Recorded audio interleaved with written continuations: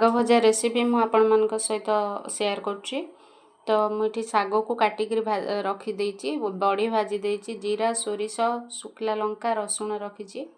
ତ ଚାଲନ୍ତୁ ପ୍ରଥମେ ଆମେ ବଡ଼ିଟିକୁ ଭାଜି ନେବା। ତ ଦେଖିପାରୁଥିବେ ଆମର ବଡ଼ିଟି ଭଲ ଭାବରେ ଭାଜି ଆସିଲାନି। ତ ଚାଲନ୍ତୁ କାଢ଼ି ନେବା। ତ ଦେଖିପାରୁଥିବେ ଆମର କଢ଼େଇରେ ଆମେ ଶାଗ ଗୁଡ଼ିକୁ ପକାଇଦେବା। ଶାଗକୁ ପକାଇ କିଛି ସମୟ ପାଇଁ ଆମେ ସିଝେଇବା, ଘୋଡ଼େଇବା ନାହିଁ। ତ ମୁଁ ଏଠି ବଢ଼ି ଚୁରି ମାନେ ଛେଚିକି ରଖି ଦେଉଛି। ତ ତାପରେ ମୁଁ ରସୁଣ ମଧ୍ୟ ଛେଚି ନେଉଛି।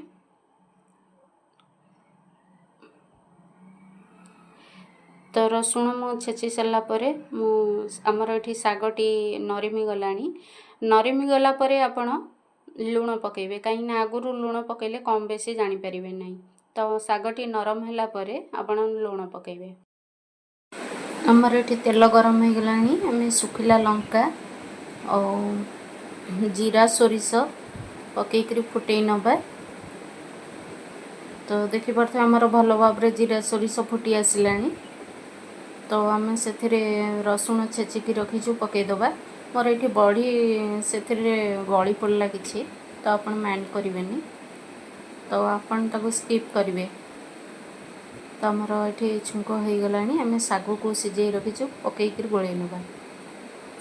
ତ ଆମର ବଢ଼ି ଭଜା ବି ରଖିଥିଲୁ, ଆମେ ସେଥିରେ ପକାଇ ଭଲ ଭାବରେ ଭାଜି ନେବା। ତ ଦେଖନ୍ତୁ ଆମର ଶାଗ ଗୁଡ଼ିକ ଭଲ ଭାବରେ ଭାଜି ଆସିଲାଣି।